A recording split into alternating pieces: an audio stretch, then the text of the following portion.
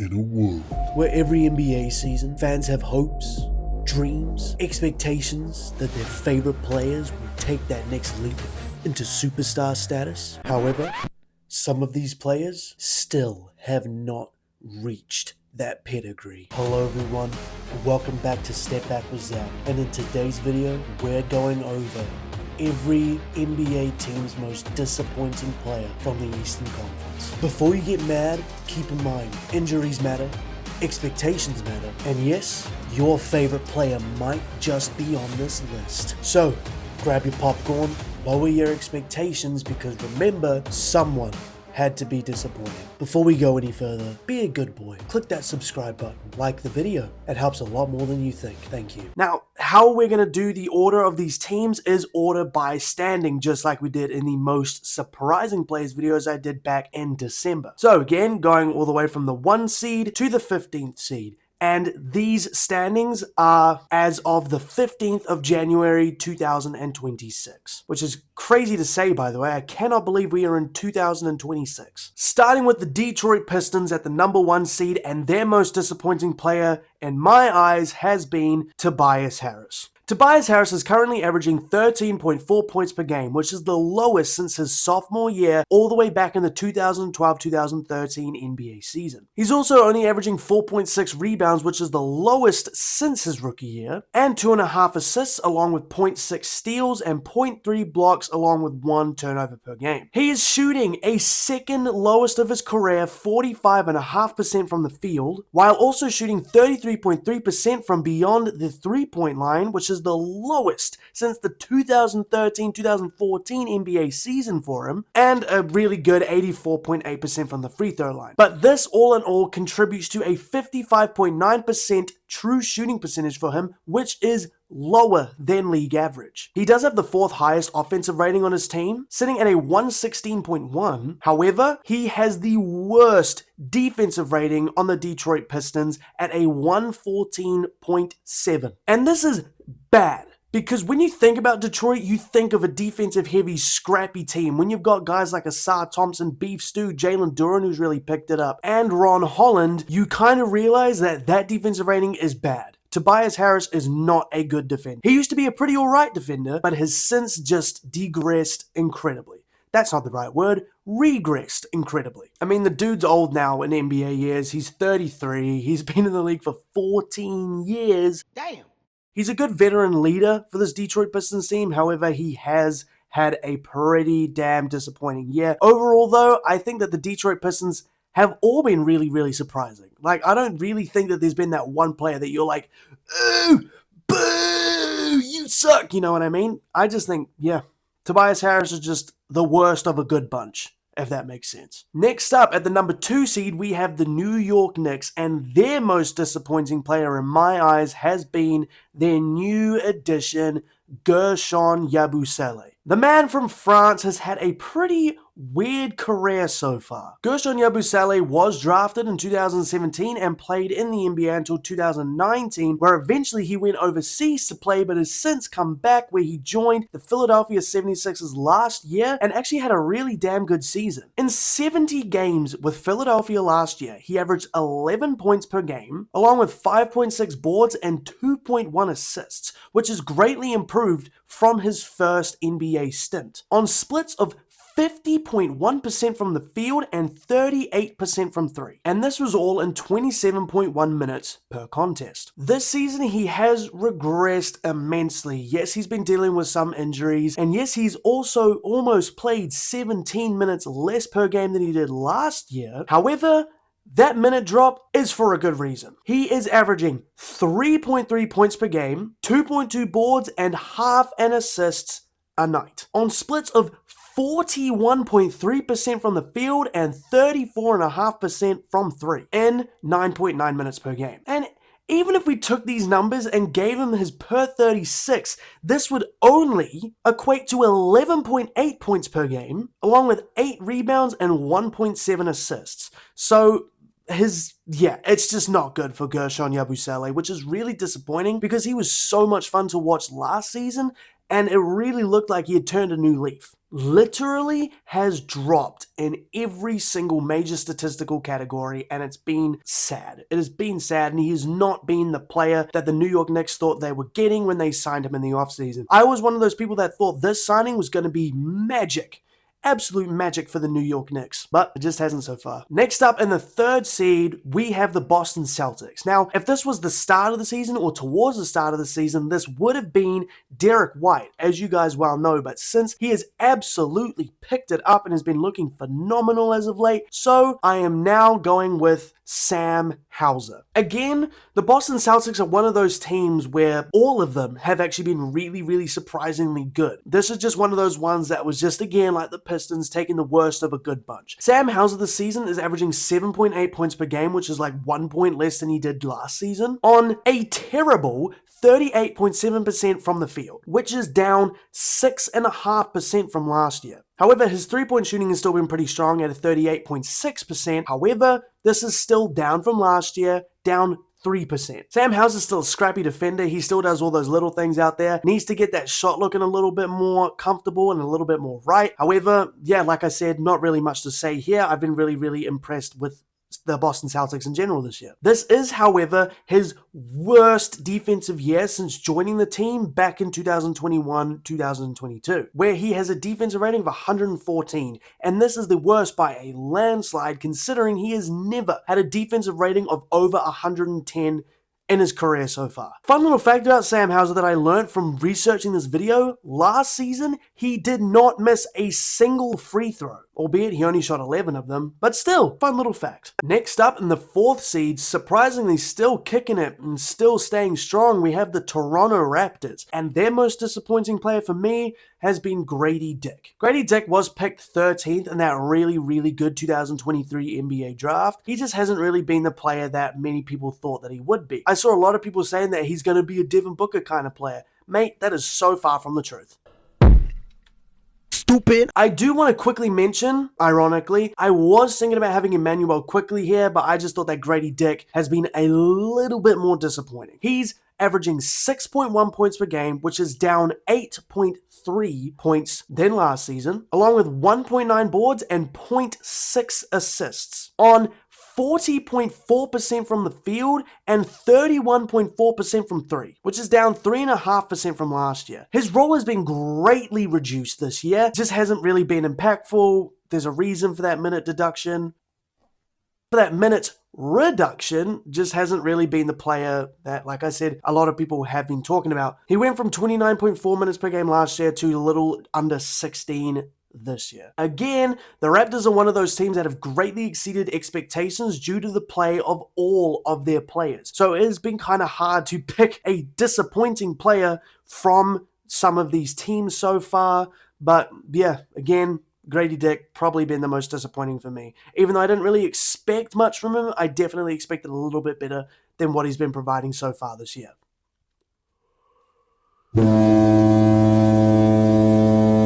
Next up, in the 5 seed, we have one of my favorite teams to watch in the NBA this season, the Philadelphia 76ers, and this one hurts to put him on here, but the most disappointing player for me this year has been Jared McCain. Now, I want to clarify, Jared McCain has been disappointing, but that is only because of the fact he is absolutely so injury-riddled. We know that last year, he took the league by storm. In 23 games as a rookie, he was by far leading the NBA rookie draft class in terms of the Rookie of the Year race, where before tearing his meniscus, he was averaging 15.3 points per game on 46% from the field and 38% from downtown on 59% true shooting. This year, still recovering from that torn meniscus, he also tore his UCL in his thumb, which just does not help. You have a hand injury, you have a knee injury, you need your hand for shooting, you need your knee for running and jumping and doing all that type of stuff. So this year we've absolutely seen his production decrease to 6.3 points per game on 35.2% shooting from the field and 32.3% from three on a really bad 45.5% true shooting. And it sucks. It absolutely sucks that this is the season that Jared McCain McCain is having. We've seen him be put down in the G League for a very brief stint. I just really hope that this is not another one of those 76er rookies whose career gets sidetracked because of their injuries, like what we saw from Joel Embiid, like what we saw from Markelle Fultz, or Ben Simmons missing his entire first year. It just seems like the 76ers just have some kind of curse. But Jared McCain, I do not blame you and your skill for being the reason that you are having a down year. And if you are someone that is blaming Jared McCain, please stop it, because that dude, like, broken knee, torn meniscus, torn ligament in his thumb. It sucks for Jared McCain. I really hope he figures it out soon and comes back looking better than ever. Now, next up, the 6th seed, we have the Orlando Magic, and debatably the most disappointing player of the entire NBA season this year, Paolo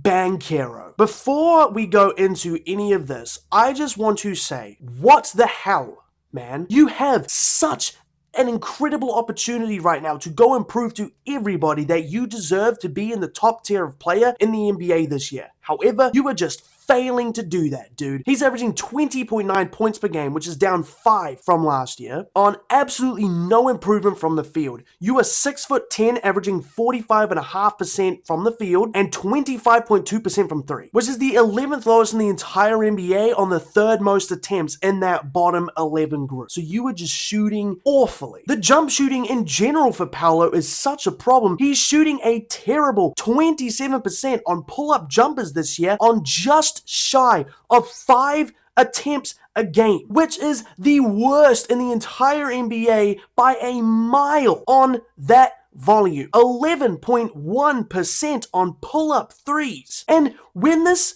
pull-up jump shooting game that he's trying to do takes up 31.1% of his shot diet, this is absolutely ridiculous. Paolo Banchero, you cannot shoot the ball. You are a big ass dude. You are ginormous. Go and attack the fucking rim, buddy. Whenever you do, you draw fouls with some of the best of them. You are really pretty damn solid at finishing at the rim. Stop shooting more on the jump shots. He shoots only 35.5% on catch and shoot and 35.3% on jump shots in general, which is 96 for 272. And the jumper is by far his most used shot attempt, more so than the layup, more so than any type of post game. It's ridiculous, Paolo. 35.4% on wide open jumpers. What are we doing? I just said that he's pretty damn solid at finishing at the rim. I might have lied about that. He is only shooting 57.8% on his layups this year. He was drafted back in 2022. I hear a lot of people saying, oh, give him time, he's gonna get there. How much fucking time do we want to give him, fans? How much? How much time? Because being drafted in 2022, this is his 4th year. What? We can't keep giving this guy excuses. He's got the perfect opportunity now with Franz being down, and he's just not taking it. By now, we should have at least seen some type of jump, and we just haven't seen any. He just does not look like he's going to seem to be anything more than an all-star. Like, he's not going to take that next jump. He's not going to make that all-NBA jump. He's just going to be a good player that makes some dumb-ass choices. If he was smarter about how he played, he could definitely become an all-NBA player, but it's because of these ridiculous shot attempts that he's taking and the terrible shot selection, that's what is making him look so disappointing. He has the worst defensive rating on the entire Orlando Magic team for players that qualify, where he is also almost 1 point worse than Anthony Black, who is the 2nd worst. And yes, he has a worse defensive rating than Tyus Jones. Are you serious? Tyus Jones for the past 4 seasons has been one of the league's worst defenders. He also has the 2nd worst plus minus among players on the team who have played 30 plus games, which is nuts. Opponents shoot an above league average 47.7% when guarded by Paolo. And this team doesn't get any worse on offense when he sits. However, the team defense improves by 5.5 points per 100 possessions. Paolo, you are not a good defender.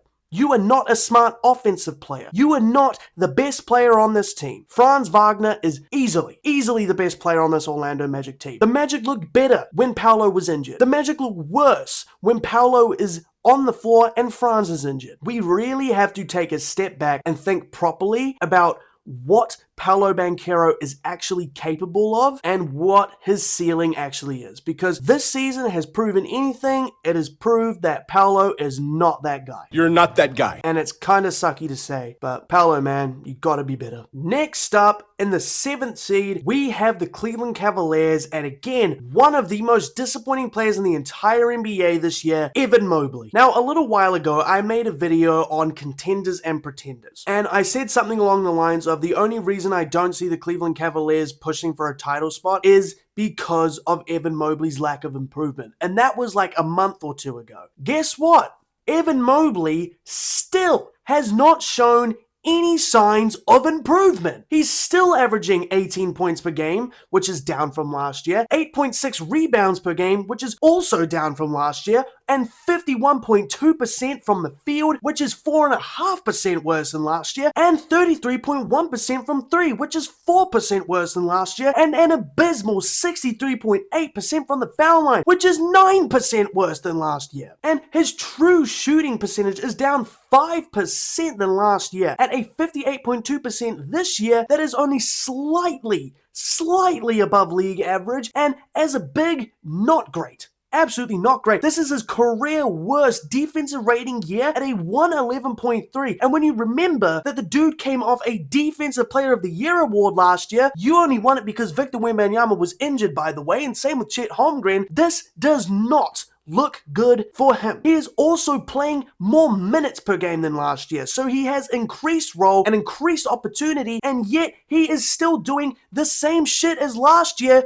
at an even worse level. He is shooting a terrible 35.4% on jumpers. It's not that bad, it's not great. And the 3-point shot for a 7-footer is his second most taken shot. Stop fucking shooting threes when you can hit them at a 36 to 37% clip consistently. Sure, you're shooting 33.1%. Kenny Atkinson, please stop encouraging this man to shoot 3-pointers. He can't do it. He cannot shoot threes well. And he is also not good in the mid-range, 35.5% from there. Please, Evan Mobley, please pull your head out of your ass.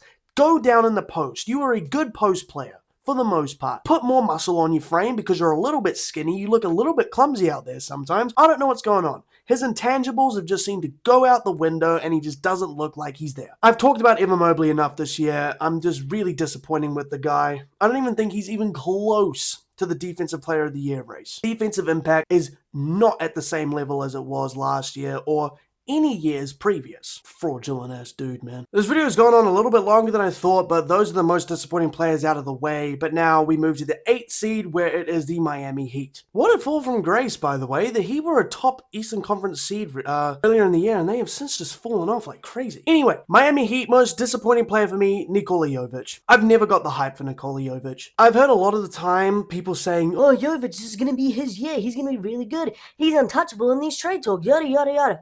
Why? Why? Nikola Jovic to me has never been that good, and I never ever saw the promise. The only thing that showed any promise was the fact that his name sounds very similar to Nikola Jokic. That's the only thing. Nikola Jovic this year is having a down year on less minutes. He's only scoring 9 points per game on a pretty damn bad 43.7% shooting and a bad 30.9% from 3 and 78.8% from the foul line. And that is down 4% from last year as well, while also getting 1.8 turnovers, which is a career high. And if we put this up to per 36, that's 3.3 turnovers per game. You are not a main ball handler. Why the hell are you turning the ball over that much, Jovic? I'll never understand that. And all his shooting splits are down from his career average this year as well. The Heat fans and the front office have just ranked this dude way too high. He has not improved at all. He's been so inconsistent when he's been playing this year, and it's disappointing because of how hyped he was. Eventually, when so many people start talking about it, you start to believe it. And I did start to think that maybe this was Nikola Jovic's season. No! Sit down. Stop playing. Trade his ass while people still believe for some stupid reason that he is still somewhat valuable. Nikola Jovic, not good. Never understood the hype. Ever. Seriously. Terrible shot selection, low IQ on the court. He's got a big nose. He looks like a goddamn toucan. Yeah, anyway, I don't know. Just think about that. It just makes me frustrated. Next up in the 9th seed, we have the Atlanta Hawks, and their most disappointing player in my eyes has been Zachary Rizashe. Now, the Atlanta Hawks, again, don't really have someone that's like stuck out as disappointing to me. I could mention Dyson Daniels here, just the fact he's not as impactful of a defender as he was last year. He can't shoot the fucking ball to save his life. He's shooting less than 20% from 3. But ultimately, I think just because Rizashe was the number 1 overall pick last year in the 2024 draft, albeit the class was not very good, he has been wrongly put in a situation where he has a lot more eyes on him, which means he's thought of to be a lot better than he actually is, if that kind of makes sense. He's having a down year this year from his rookie season, and the team has obviously given up on him. They have literally said they are open to trading him and will negotiate in trade talks, and he is the main piece that the Hawks are looking for in this potential Anthony Davis trade. Well, looking to give up, that is. He's averaging quite literally the exact same minutes last year, but is making less shots on less attempts than last year. And he's shooting 33.3% from 3 and 64.2% from the foul line. And he has an overall true shooting percentage of 54.5%. This dude was thought of to be a pretty solid 3-and-D player. He's 6'8", long arms, he's a decent corner shooter, but yeah, this season just down. And I feel bad for him because, like I said, being the number 1 pick, you get these expectations, but because of the fact that the 2024 draft class was not that good, in general, a lot of people, especially the casual NBA fans, probably thought that he was a lot better than he probably was. Rizashe, in my opinion, was never good enough to be that number 1 overall pick. However, at that time, Alex Sarr didn't want to go to the Hawks. Stephon Castle could have been number 1, but he wasn't even picked 3rd. He went 4th. I don't even remember. Who the hell went number 3? Reed Shepherd went number 3 in that class. So just not a very good class. Rizashe, I feel bad for you. I just feel like he's just been super unlucky. Been put in a situation that he doesn't belong in. And a change of scenery might do him some good. Just please, if you were a casual NBA fan hating on this dude, please back off. Just don't. He doesn't deserve it. He's not that good. He's not playing that well this season, but again, he was never that good to even begin with. So, next up, in the number 10 seed, we have the Chicago Bulls, and their most disappointing player in my eyes has been Kevin Huerter. Now, I don't really know who I wanted to put here because the Chicago Bulls are just bad. And to be honest, I don't really watch the Chicago Bulls. If any of you guys are Chicago Bulls fans and watch every single game, please tell me who you think the most disappointing player is. But in my eyes, it's Kevin Huerter. He's on this team as a 3-point shooter, and he's not shooting the ball well. He's shooting 30.7% from 3, which is the second lowest of his entire career, and he's got a second worst defensive rating of 113.7 through his career. I just don't think he's been very impactful from what I've seen. Can't shoot the ball when you're literally brought to this team to shoot the ball, and you were traded for Zach LaVine as well, by the way, Mr. Kevin Huerter. But yeah, literally all I have to say, because I hate the Chicago Bulls. I hate watching them. I've got nothing to say about them. Got nothing nice to say. How can you be disappointed in someone or a team that you had zero expectations for? Do you know what I mean?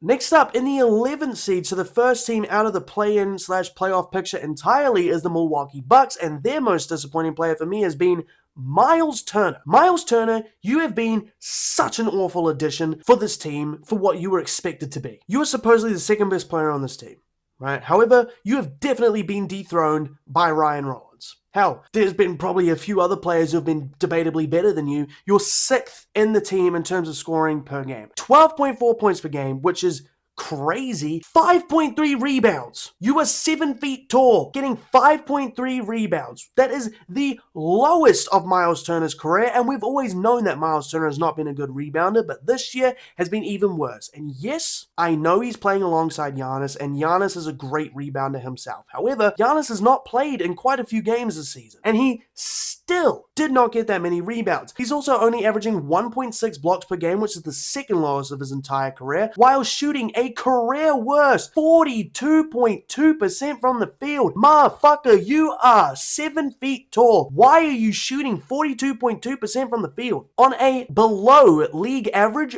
57.1% true shooting? I think if you are a big man, you should never, ever, ever, ever, never be below league average true shooting. Miles Turner is not very efficient around the rim, 61.1% there, while making 33 of his 54 attempts this entire season, by the way. We're 40 games in and he's only attempted 54 shots at the rim. I know his job is to space the floor for Giannis, but even still, you are 7 feet tall. You have taken 225 threes and you've made 87 of them. It's not bad at all, 38.7%, but that's really all you can do. That's really all you can do. And I really think Miles Turner and his good-looking style of game in Indiana was really boosted by Tyrese Halliburton, because coming to this Milwaukee Bucks team, he has been exposed. He's trash, not very good. I don't think he fits that great alongside Giannis, because if he did, this production would look a lot better than it is. The Milwaukee Bucks would be winning a lot more games than they are. He was brought in to be that Brook Lopez replacement. However, Brook Lopez has just done that role way better than Miles Turner has been doing. Yeah, he's just not been very good. Second worst defensive rating of his entire career. Keep in mind as well, Damian Lillard was waived and stretched,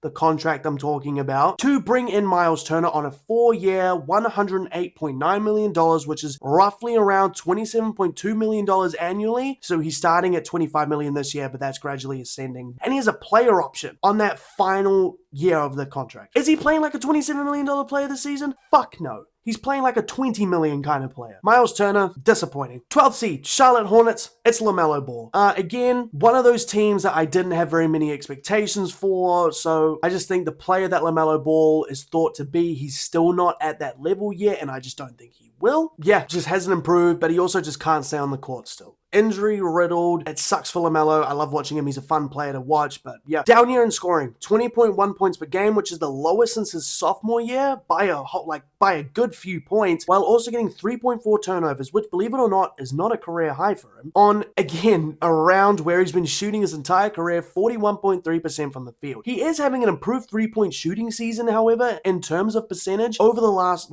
since the last 2 years. The last 2 years has been pretty bad at things like 33%, 35%. This year he's around 37, 38%, which is pretty good.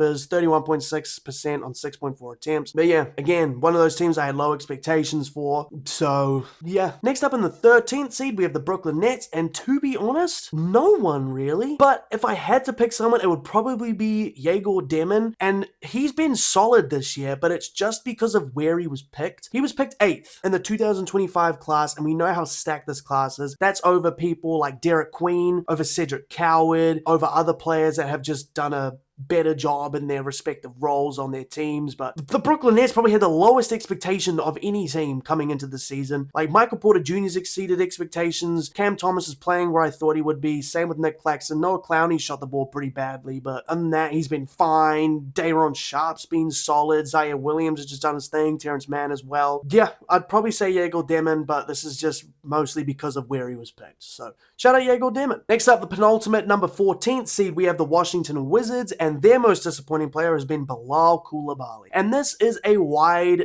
and pretty common opinion of the entire NBA, especially those that follow the NBA closely. Bilal Coulibaly has not improved at all on offense. He is down in every single offensive stat category than last year. He's shooting a terrible 38.9% from the field and a horrible, terrible 27.3% from 3 on a true shooting percentage of 51.1%, which is 108.1 offensive rating and a 119.4 defensive rating, which is the worst of his short career so far, for a minus 11.2 net rating. His defense is still pretty good. He's scrappy, he's athletic, he's long, he can stay in front of opposing offenses, but it's just that offense. The offense is horrible for Bilal. He's, like I said, sound defender, not a great offensive player. Is he going to be traded? Maybe not this year.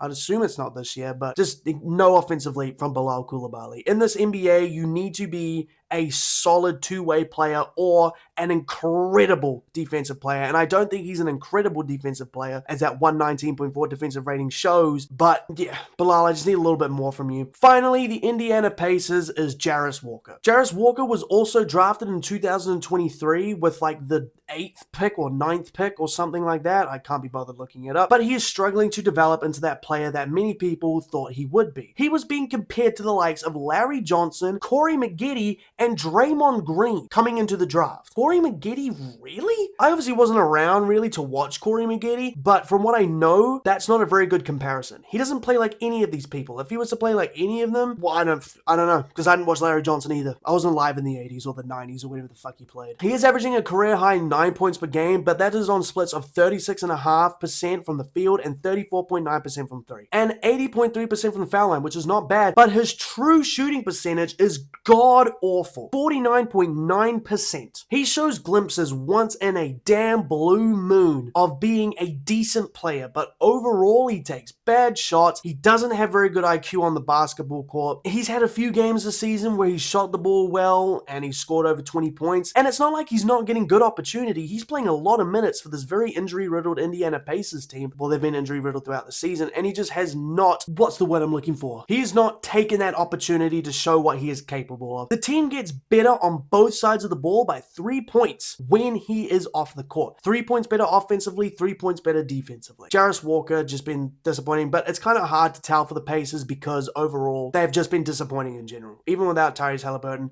this team has been wank. Absolute wank. But that is all from me in this video. Let me know if you guys agree down in the comments below with my takes, or if you have other players who you think are more disappointing for any team. Let me know why you think that. Like I said in the intro, please don't forget to leave a like on the video and subscribe to the channel. And as always, I'll see you in the next one.